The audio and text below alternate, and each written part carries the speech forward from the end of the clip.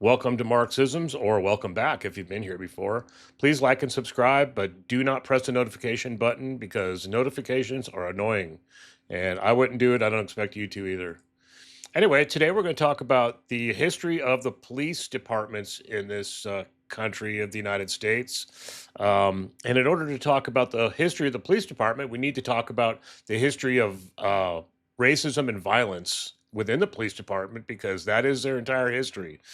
They've always been used against the middle class and the poor. They've always been used against um, minorities and have been prejudiced against and whatnot. So, anyway, let's get into it.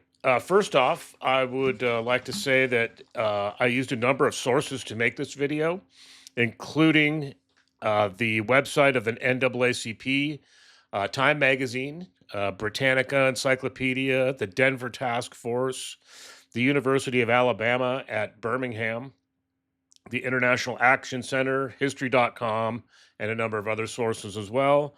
Also, the book Critical Race Theory and Introduction by Richard Delgado and Gene Stefancic, and as well as many others.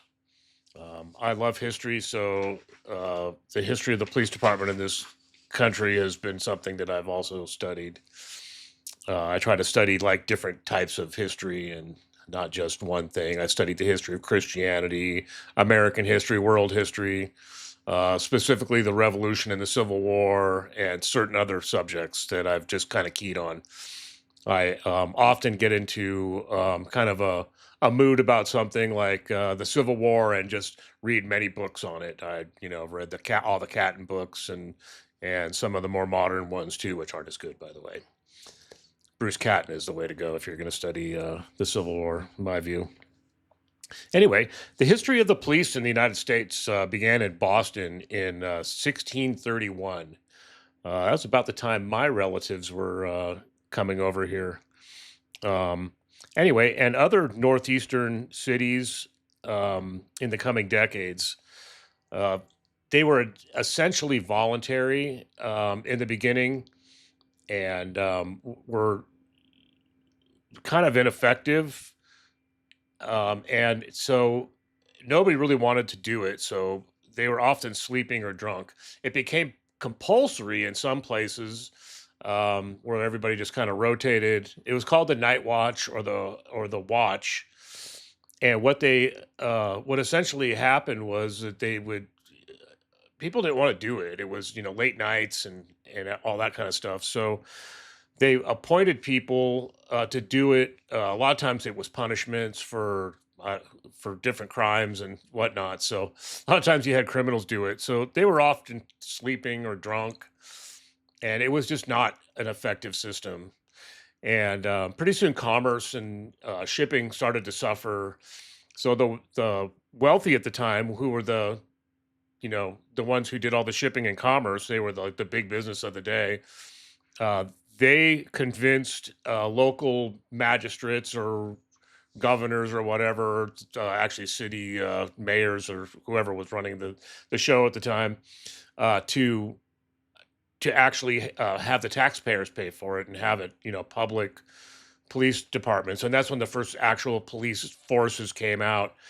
And what they were really they were there to protect the shipping and commerce, the property of the very rich, and they've kind of passed it off as saying, "Oh, this is for your protection," which was BS. It's always BS. It's never for the people. It's always for the rich.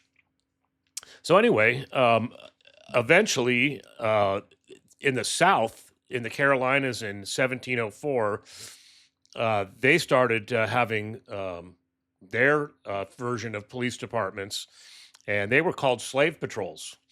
And what their job was to round up escaped slave, put down slave revolts, and basically charge anyone with a crime who was basically black. That's kind of what they did. They didn't really do much other policing other than that. It was just really all about rounding up slaves, and that's where the modern police forces really kind of came from. So they were around up until the Reconstruction era and the passage of the 13th Amendment to the Constitution. But what ended up happening was they came up with black codes, and it was no longer the slave patrols anymore. It was local sheriffs that took care of enforcing those laws, and, excuse me, and militia groups, kind of like the Ku Klux Klan, well, including the Ku Klux Klan. And what they did to enforce these black codes were basically about suppressing voters' rights, keeping wages of African Americans down, restricting the labor, what they could actually, what they could actually do. You know, they were to pick cotton and stuff like that, cotton, tobacco, menial jobs, things like that, things that Americans, white Americans, don't want to do. Kind of like today, we're seeing the same thing. In fact, I was just reading numerous articles recently about farmers not being able to get workers, and they'll have up because of the ICE raids, and so they'd have Americans. They hire Americans to do the jobs. The Americans last about 2 hours, and then they're done. They can't do it. So that's the way it was back then too, and so uh, jobs were restricted. I mean, you didn't see an African American working in a bank. It just didn't happen back then. In fact, it barely happens today. So anyway, the black codes went out of became illegal once the 14th Amendment was passed in 1868, and um, it technically gave equal rights, outlawed black codes and stuff. But then what states and local magistrates started to do, or local parishes and counties and cities started doing, was they started passing what are called Jim Crow laws, and they were basically laws that put restrictions on minorities, especially black people, but on everybody, on Chinese and in some cases even the Irish. But what happened was these laws segregated the population, as we know. You couldn't use if you were African American, you couldn't use a whites only bathroom. You They had redlining in just about every these took place in just about every state in the union, not just the South, but even in California. So basically, like with redlining, what it did was they created what they called a red line on a map, and the nicer areas and neighborhoods, the more desirable places that were away from industry, the other side of the tracks. You've always heard you lived on the wrong side of the tracks. Well, they always had black neighborhoods in industrial districts and stuff like that. If you go to California, you look at Richmond, and up in the hills which is really nice. There's black neighbors in there now, but back in the day it was all white neighborhoods. They were really nice homes, and they were away from the oil refinery. See, there's a big Chevron oil refinery there, and if you look right next to the oil refinery, that's where the majority of the African Americans live. It's a really bad neighborhood, by the way. I've been through it a couple of times. There's a parts house out there, and for sheet metal, and we got sent out there a couple of times, and it's just scary driving through there because it's just a blighted neighborhood, right in the shadow of this huge chemical factory, basically, which is what oil refineries are. I don't know anybody that lives somewhere where there's no oil refineries. You folks in Texas, you probably get it, and I'll bet you that those are minority neighborhoods near those. I've seen them in Houston flying over, and there's a lot of them, a lot of oil industry there, obviously. So anyway, they what these laws would do is they wouldn't allow Chinese or African Americans or anything like that to buy these houses. Now, my first home in Santa Rosa, California, was actually built in, I think, 1960. And I remember when we were signing documents, I was looking at some of the language in there, and I'm like, "What the?"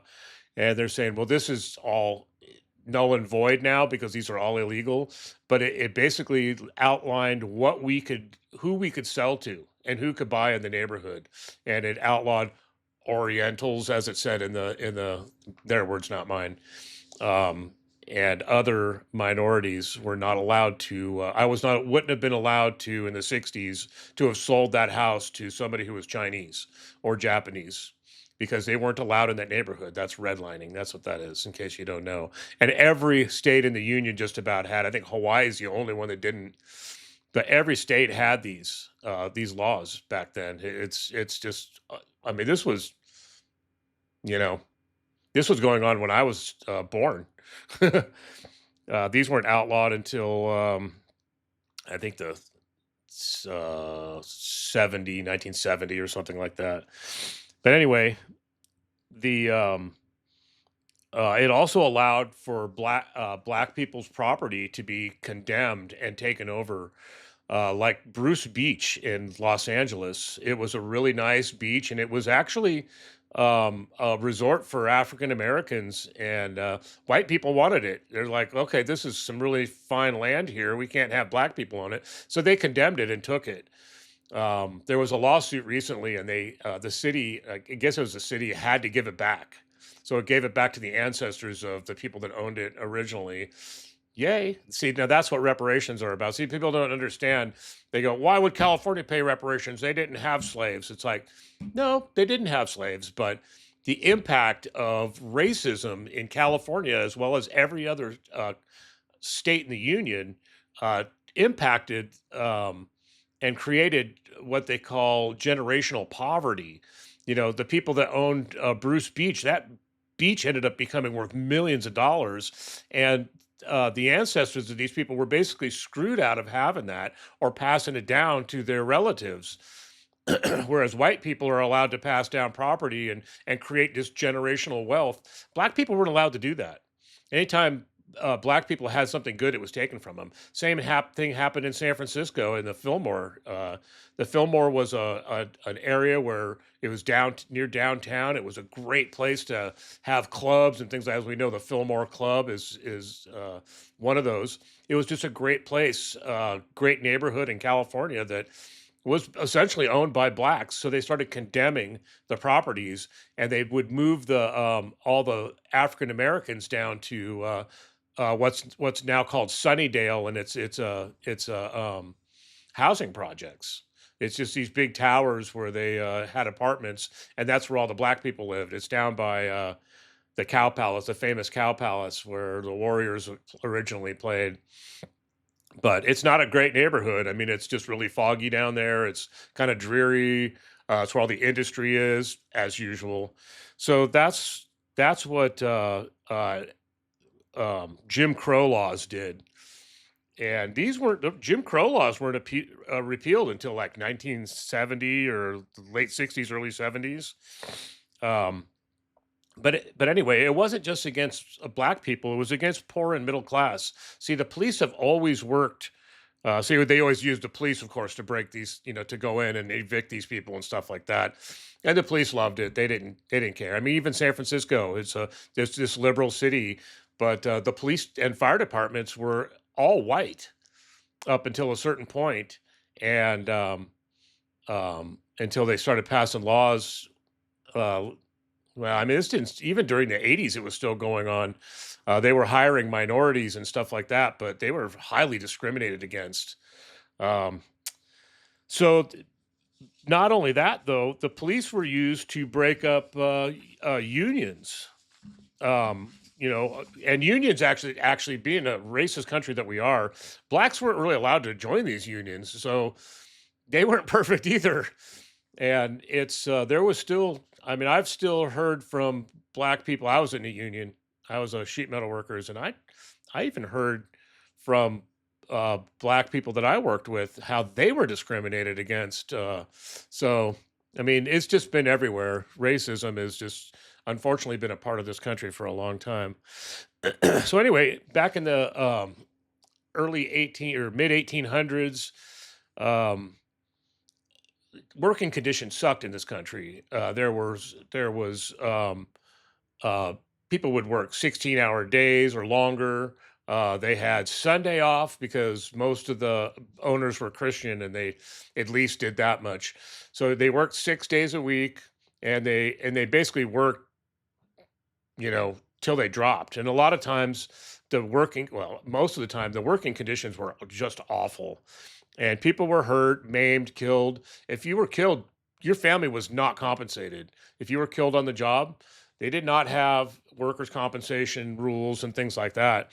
If you got hurt, if you got maimed on a job because of an unsafe factory, you were just given a tin cup and put out on the street, beg for a living, and that's what you ended up doing. There was no recourse for a worker. They made terrible wages. Children worked. There was no such thing as a paid vacation. There was no such thing as a vacation. If you took time off, you just lost your job. They put somebody else in there. And that was it. So people started getting together and doing what's called collective bargaining, and that's where they put all their resources and money together, and create basically a union, and they get people that are really good at negotiating things, like lawyers and things like that. And well, this was illegal. This was considered collusion to raise wages, and that's what they would actually prosecute people. They would actually indict them on collusion charges. So you were basically like the mafia in their view if you were trying to collective bargain, it's not fair. I mean, you think about it, if you're going against a guy like Carnegie, who's got just multi-millions of dollars, he would be a billionaire today. If you don't have the resources as an individual to fight against that. So they started to getting together and forming unions. Well, they couldn't have that. They couldn't have an equal of the people. So these rich people, they, used police to break up strikes. So the McCormick Harvesting Machine Company, uh, they decided to go out on strike because I think they wanted an 8-hour workday, and the company was like, no, and they started cutting wages and doing lockouts and things like that. Well, so they picketed on May 3rd. I forget what year this was, but on May 3rd they picketed, and so the company sent in the police to attack them, basically, which is what happened. The police attacked them and killed two workers. Some police were killed too, I think, in that one, but they started it, so whatever. So they basically start a riot and then kill a couple of workers. So the very next day, the famous Haymarket strike took place, and what happened is people got word of the McCormick Harvesting Machine Company's little incident the day before, and they all gathered at Haymarket Square for a big rally. Well, there was a couple of anarchists, I guess, made a bomb and were expecting the police to come. So when the police came, they threw a bomb at the police and it detonated. And I don't think it killed anybody, but the police opened fire on the crowd, killing four workers, and eventually seven police were killed as well. Um, but once again, it was them anticipating police violence. Police were sent to commit violence against these workers who just wanted a fair shake. They wanted safer working conditions and um, more money, a livable wage, because they didn't make a livable wage. I mean, you were dirt poor working in a factory like this. But anyway, that's the famous Haymarket strike, uh, and that's just something we learned about when I was a an apprentice going through apprenticeship school. We learned a little bit of union history, as we should, and the plight of our fellows in the past. So anyway, police unions are a little different. Police unions are not the same as um,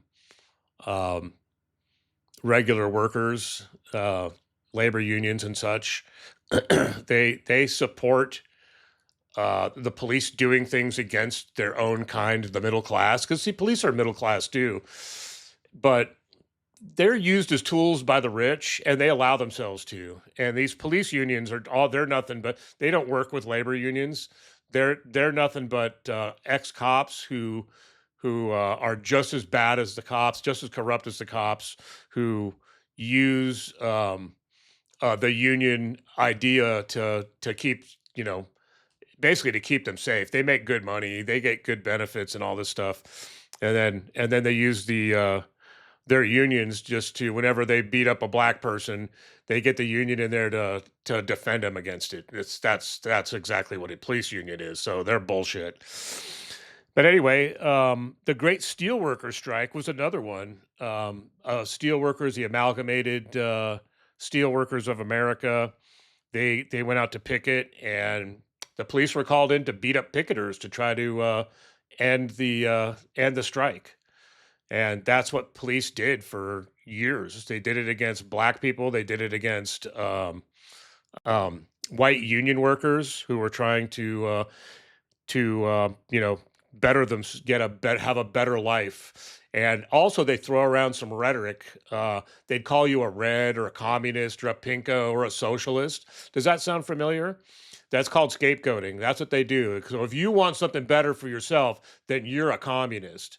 Um, that's the way it is today. Look what MAGA's doing. They're running around, all these socialists, these liberals, these left wing Democrats, they're communists, and if, Democrats are not communists. There's a couple of them that are a little bit socialist, but even then, they're not, flat out Marxist communists like you think of. The problem is Americans are brainwashed into thinking that oh, you're a communist, that's bad. Look at what communism brings. You have the Soviet Union and Venezuela, where these are just dictatorships. It's the same under a fascist dictatorship. You didn't have any. You'd had the same freedoms under Hitler, um, and here we have a situation where we have a fascist dictatorship taking over this country, and people are losing their freedoms. So it's the same thing. It's not socialism or communism that's doing this, because a little bit of socialism is fine. We've always had it. That's where police come along. That's socialism. Sorry, the highway system is socialist. This is a scare tactic that they make, like they did in the 50s. The big communist scare. They're going to take over the world and the country and this and that. It's a bunch of bullshit. It's just people who want a better life. They want to have uh, a socialist society like Finland or other European countries where they have market economies. You're allowed to own a business and do all the same things you do in this country, except they have rules about having days off. They have better rules about healthcare. They have free healthcare, free education, which we should have in this country, because especially if we had free education, everybody would be educated. But see, they don't want you to be educated. They want you to suffer. They want you to be in debt the rest of your life. If you do want to get educated, otherwise they just want to keep you stupid. And then I hear people go, "Oh, I'm not going to pay somebody to work. I'm not joining a union." I paid $35 a month, and I mean, let's see, a non-union sheet metal worker in California at the time made $20 an hour. I made 60. 35 bucks an hour or 35 bucks a month to make 60,000 or $60 an hour. I'm all for that. I also had Cadillac healthcare. I also have a pension, which I am now retired. I had a 401k that just was able to dump, especially once I got divorced. I wasn't able to dump money into it when I was married. Um, she wouldn't allow it, me putting extra money into the retirement. As soon as we got divorced, I started dumping money into it. If I'd been dumping money into it from the beginning, she and I would both be better off. But as it was, I ended up with like $250,000 in it. And that was later. That was my last years of working. So I did pretty well, honestly, on my own once I got to that point.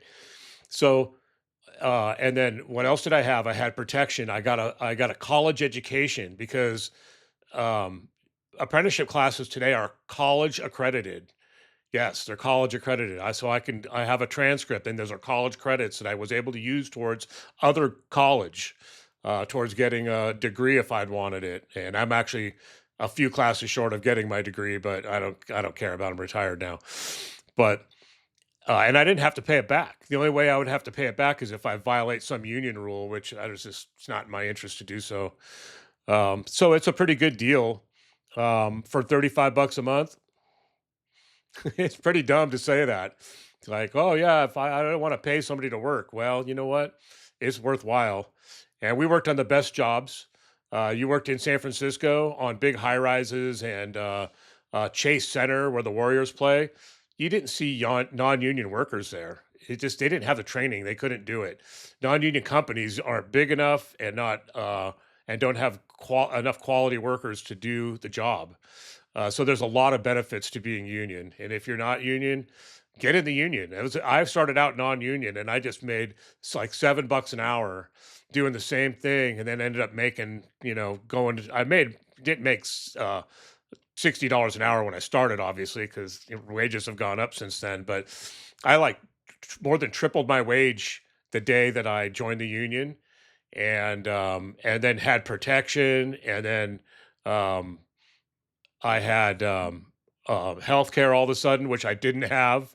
I had an employer that promised that we would do that we would have a 401k, and he said, when you guys start making me money, then you guys will start making money. This while this guy's buying like um, purebred dogs. He's got a boat, a houseboat. He's got a speedboat and a houseboat. He lives in a really nice house in a really nice neighborhood. He had a pool in his backyard, really nice redwood deck that I actually helped build. Um, the guy was rolling in the dough, but he'd cry poor mouth. But see, once I got in the union, they weren't allowed to do that. They'd still cry poor mouth, but they never went bankrupt. Funny thing is, they never went bankrupt, but they always ended up fighting to give us not give us more wages, and then they'd give us more wages. But anyway, I digress. So anyway, the police were used to break up unions because the rich did not want the middle class and poor having a better life, and the police were used as tools for the rich against the middle class, against their own people, probably against some of their own family members. Um, Also, police were used to stop homosexuals too. I don't know if anybody's familiar with the Stonewall riots. The Stonewall riots were what started the whole Pride movement, which it wasn't originally called that. Um, and they started having the parades, and Gay Freedom Day parade was what it was.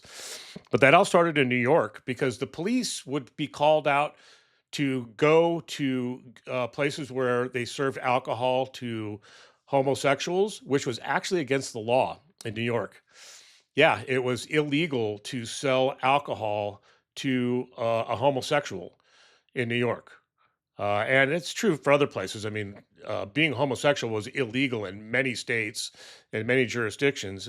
And so the police would be called out to just go beat up um, gay people. That's what would happen. They'd go out there and they'd beat up gay people just and throw them out of the bar, and um, it was ridiculous. And then they actually used to mostly do it on off nights, and they made a big mistake and did it on a Friday night at a big club. It was actually a club owned by the mafia, who they they were fine with selling to gay people. They just wanted to make money. They didn't care about that. So, and I'm sure it wasn't because they were politically correct, but who knows? Maybe they were. But anyway, the police were called out to the Stonewall Club in Greenwich Village, and which is if as you may know, is a very a lot of gay people in the neighborhood. It's kind of like the Eureka Valley in San Francisco, which is called the Castro District. Used to be called Eureka Valley when my great grandfather was building it and lived there. Anyway, they went and did their usual thing, beat up the gay men and women, and kick them out. And well, guess what happened? They rioted. They had had enough, and there was enough of them that it started what was called the Stonewall riots. I encourage anybody. I think there's a documentary about it. I watched that several years ago. There's a documentary, a good documentary about it. You should go watch it if you're not somebody who wants to read a book or a magazine or an article. You could actually go watch a documentary. You might, if you're one of those people, you probably don't like documentaries either, but hopefully, then you're probably MAGA. So anyway, it's once again the police are used in a bigoted way because the police are bigots. They were very anti-homosexual. They were very anti-black. In many cases, they still are. And even if they're not, the system is already corrupted because there's systematic racism in this country, and there is definitely systematic racism in the police communities. So then now you have the ice raids and all these kind of things that are going on now where the police just generally violate your rights on a daily basis. All you have to do is go watch some First Amendment auditor footage. I watch the Long Island audit. He's pretty good. I like him because he's really polite. He knows his stuff, and he's actually gotten arrested and prosecuted a few times, even though what he does is completely legal. But that's how our system works. But he also helps educate police departments and works with some police departments to educate them on constitutional rights, which are often violated. See, I used to live in a place called Petaluma, California. You might have heard of it. It's the former egg basket of the world, and it's in the Sonoma County wine country. I used to. There's a rule when you do radar in California that you have to visually see that the person is speeding before you pick up that radar gun and put it on them.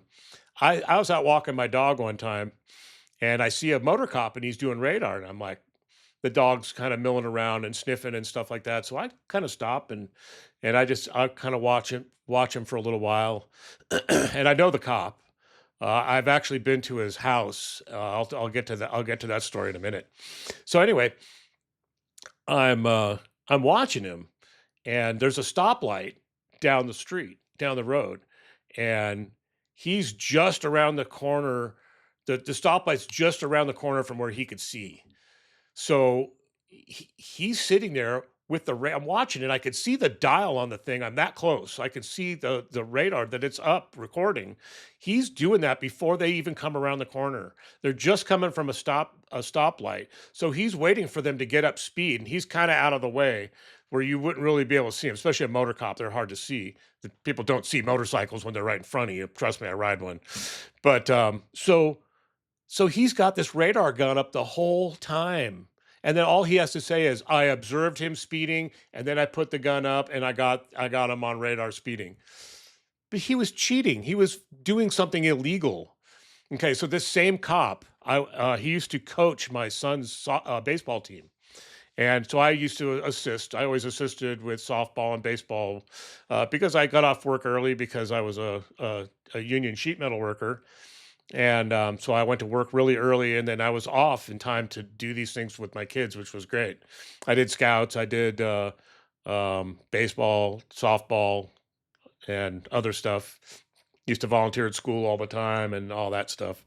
Anyway, I was one of those guys that there's a few people that do all the work, and everybody else says, "Oh, I don't have time." And the truth is, they have more time than you do because you're always doing stuff. I even was worked with for for the Republican Party there. I was a Republican committee member, so I had a full plate of stuff, and still was out there doing things like coaching and whatnot because that's what happens. And everybody that does volunteer stuff with school and stuff like that, they always know the people that say they don't have time actually have more time than they do because you're the one doing all the stuff. I remember being in scouts and asking this one dad, I'm like, hey, would you step up and be one of the leaders here? Because there was few people stepping forward, and it was pretty much me and this other gal running the whole thing.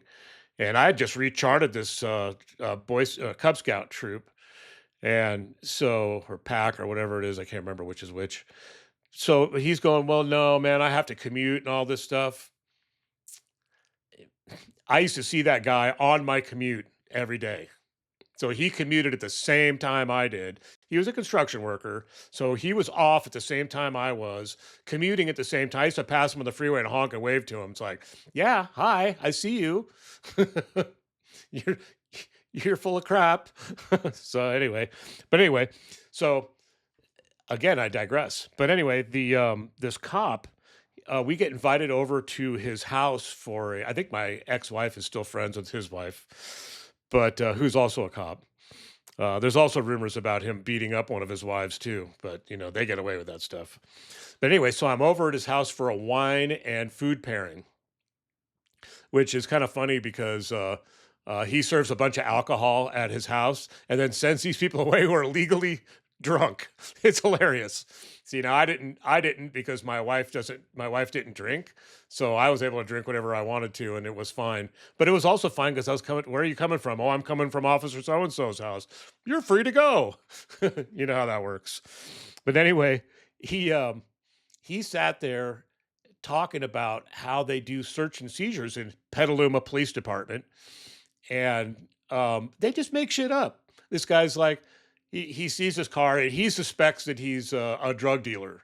Okay, and so he sees a screwdriver in the car, and that's his probable cause for searching the car. I'm sitting there going, "Wow, that's an amazing violation of somebody's constitutional rights right there." And see, that's what Petaluma police do. That's what most police departments actually do. They don't actually work for you. They work so that they could do civil forfeitures. So they want to take your property. So anytime they pull you over, they're looking for a way to take your property. Because the dirty little secret is if you know anything about civil forfeitures, what happens is they almost never have to give it back, even if you're not convicted, if you're not even charged with a crime. They will keep it. They will keep your car.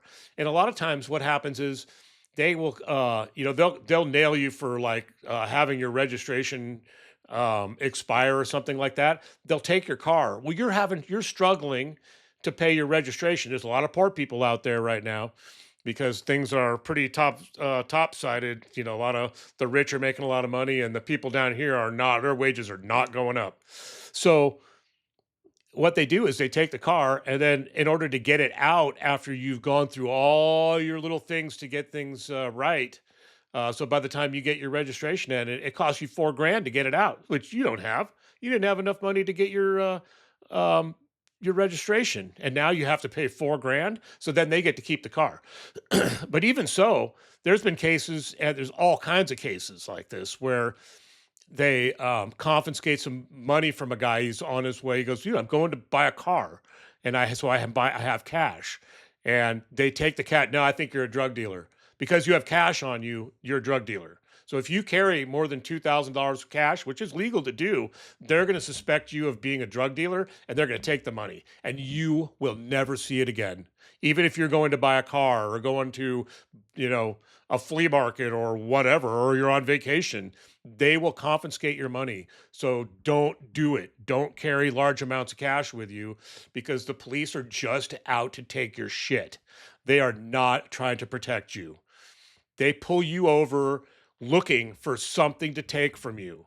And Petaluma Police Department, I know this for a fact. I've heard officers tell me this because, like I said, I was actually friends with some of them. They That's what they do. They're all Petaluma Police is they're particularly all about civil forfeitures. That's how they make money for the city. That's how they make money for themselves. That's how they're able to afford the military style weapons and stuff they have. So one day, same police department, Petaluma Police, yeah, Petaluma Police. I was on my way to work one morning, and I always stop North Petaluma at a Chevron station there, and it was just right along the freeway, and I always used Chevron gas because it was better gas. It was more expensive, but it was worth it. Especially on my motorcycle, I used that really high-end stuff.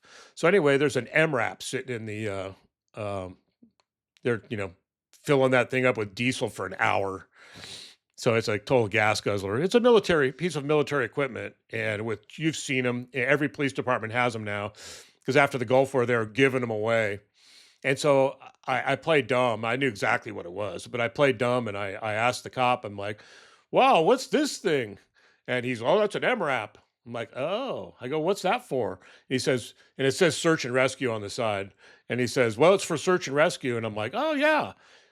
How many times have you had to use it?" And he goes, "Well, the truth is we've only used it once for search and rescue operation when there was flooding. There's an area in Petaluma that always floods in big storms." Um, and then he says, "Well, to tell you the truth, it's mostly used by the SWAT team." I'm like, "Oh, interesting. Wow, that's really cool, by the way." Yeah, I was sitting there going, "Oh boy." I took a couple pictures and some video of it too at that point, but you guys know what they all look like. And you can look them up if they're not. It's called an MRAP. It's a military vehicle, and police departments they get them and they disguise them. They put search and rescue on the side of them, but they don't really use it for that. Oh, they'll use it for that at a pinch, but they use it for driving through people's front doors and in SWAT raids so that they could take more shit from you so that they can make money for their departments. But that's what happens here. That's what the police do. The police are not working for you. They're working against you. Anybody that thinks the police are working for you, that's not what they're for. They're for taking your stuff. They're for controlling the middle class and the poor and to serve the rich. They protect and serve the rich. They're not here for you. The police are a joke in this country. They're militarized. Also, Petaluma Police Department. They have. I just was looking at their Facebook page, and they're bragging about their drone thing. And then, of course, so they have a drone squad, and some of the women on there are saying, "Yeah, you guys are using that to peek in women's." I guess some of them have been. They're just invading people's privacy, flying over backyards when people are out there trying to swim and stuff, and peering in windows when women are undressing. They're just a bunch of perverts. So this is, and this is just typical. This is just one department that I know of pretty well because I lived in the town. But this happens all over the place. You can read about it. You can go watch First Amendment auditors.